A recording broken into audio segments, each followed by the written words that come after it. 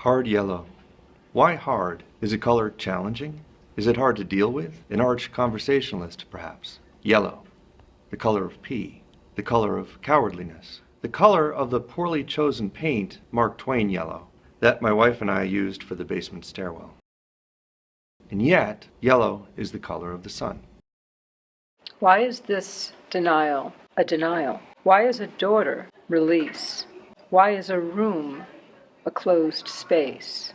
I could be bounded in a nutshell and count myself queen of a universe. They could mainline words, sink into the rush, the dizzying terror of opening the mouth, the skin, the vein, the crunch of bones crashing into the hard earth of another closed ear. The words of the main line of power. Who decides the right and wrong words? Why is that spelling correct and that spelling clearly wrong? I can read it. I can see it. I can taste it. Why can't you see it? So they could mainline words. The main line of humanity is language. We have it.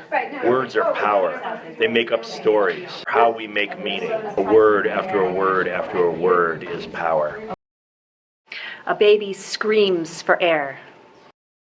To strangle words. Silence anyone screaming out for justice, daring to articulate the truth. Literacy, it's a threat. A word after word after a word is power. Expression is power, is empowering, is strength, language. A step after a step after a step is progress. At the point where language falls away from the hot bones, there's only body. There's only the essential togetherness of us, the lines of energy that stretch between us, even when we are not there physically together. Woolf writes of language needing space, needing a home. Well, I think bodies need that too. Sometimes just being is enough. Your natural voice, the voice of your identity, your mother tongue, your home language, your comfort zone. Just like the taste of delicious, perfectly cooked food melting in your mouth and remembering how good that makes you feel.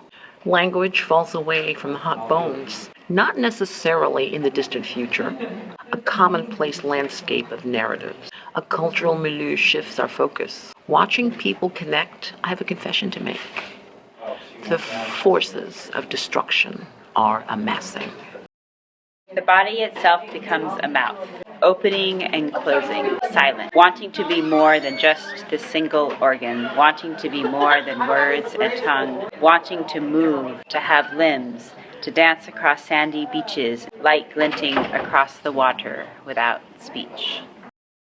This is a metaphor. Words are knives stabbing in the dark at moving fears. The words do not have to be sharp or accurate or trying too damn hard to be accurate in order to draw blood. What my knives do is my business. What your knives do is my business too. This is a kind of knife business, this word business. How do you learn to spell your own last name when you don't have a last name? And when you pick one, it doesn't fit into the boxes provided. What do you do when your story doesn't fit into the boxes provided? Can we allow our identities to be written outside of the lines? Your first naming, your first name, is the one you hear in your dreams. New words and new worlds, like curlicues and flourishes that always spiral back to the center of you.